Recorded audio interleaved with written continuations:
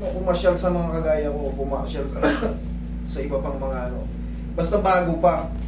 Pag yuko nyo para may lumagotok, agapan nyo agad yan, sigurado.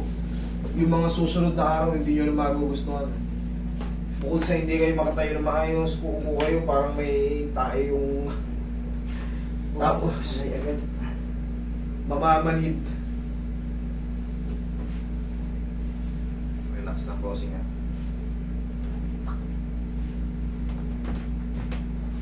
Tiyaya.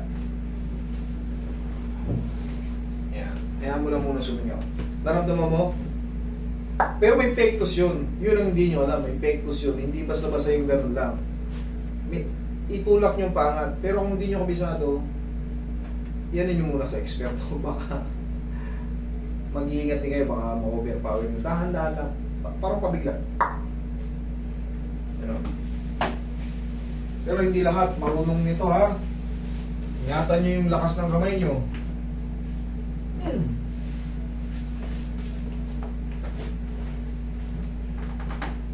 O, tapa ka posing.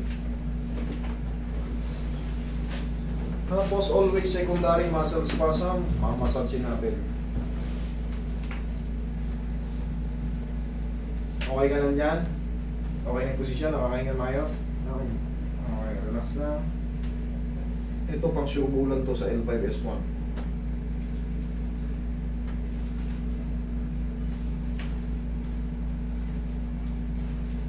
Relax lang. Relax lang.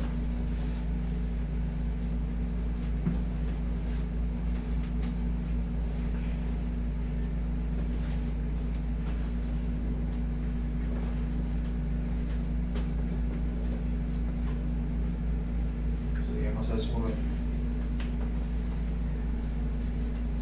Tapos sir, 4 to 5 days, yan na, pinaka best feeling, okay?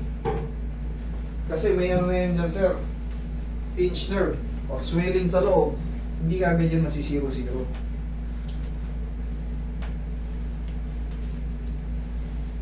Pero mas maganda na, pakiramdam mo kung para kanina.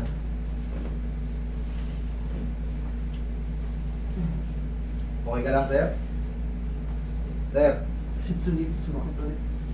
Dito. Roy, yung dagan mo Roy. Wala. Yan ako ulit.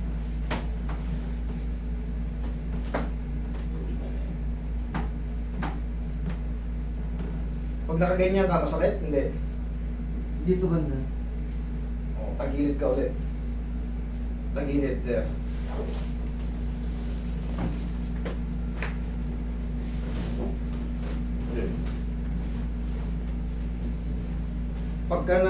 Pagka nakakaramdam kayo ng parang pinch pa, sabihin nyo lang.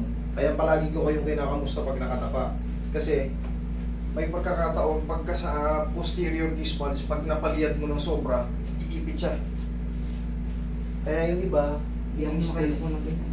ini-stretch ng ganun. Okay? Pero dahan-dahan lang. Relax lang ulit. Huwag mo lalabanan. Sa paa. Kabilang side.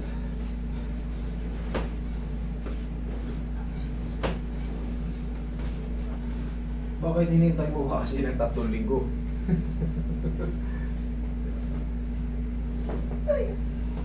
Yaya ulit. Yan, yan mo sumingaw.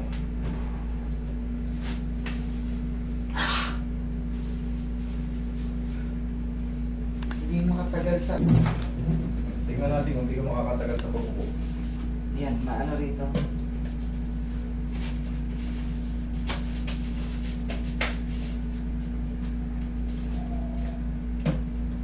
Kailangan ang maramdaman mo bossing yung kaninang ganitong pain, kailangan meron pa siya master pero Konting-konti.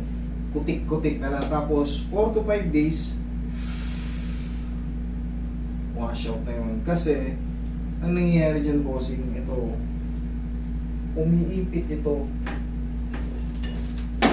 Yan o, may mga ganito yan. Kaya yung muscle mo sa puwet, pag inupuan mo, hindi ka makatagal kasi ig. Sa puwet ito eh. Ito. Yung nerve na to, yung sciatic nerve na yan, sa S1, yan ang nararamdaman mo. Kailangan yung pakawalan. So, paano pakakawalan yan?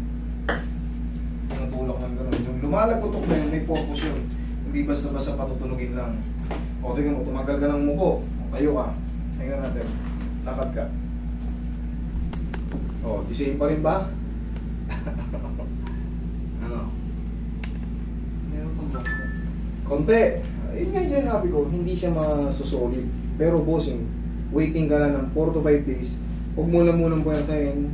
Hanggat maaari, huwag ka muna makakatag. Kasi, pinch nerve yan, idol eh. Ang motor yan.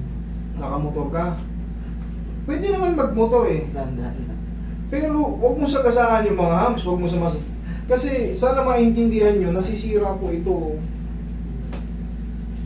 Pag nakaldag ka, tsaka mararamdaman mo rin yun eh. Mararamdaman mo na parang may... Kaya yung kalamnan mo tumutulong. Pansamantala, syempre, bossing talaga, normally, hindi ka talaga makayuko ng basta-basta ng ganyan. Bakit? Because of pinch nerve. Pero pag nakasingaw na siya, unti-unti yan, makakasingaw hanggang sa makabalik ka na ulit sa sa ginagawa natin. Ipahinga mo lang muna. Kung nakamotor ka man, pwede naman magmotor, pero huwag mong sagasaan yung mga lubak at mga lubog-lubog. Okay, bossing? Papahinga lang yan. Okay?